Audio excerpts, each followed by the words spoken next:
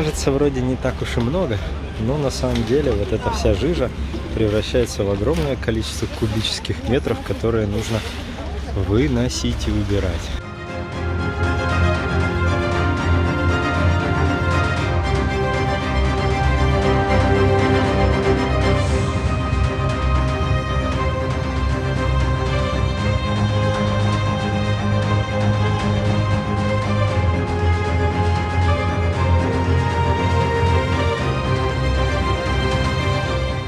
Ничего спасти не было, только документы и кое-какие, уже когда я лазила сюда, кое-какие пришлось, вещи.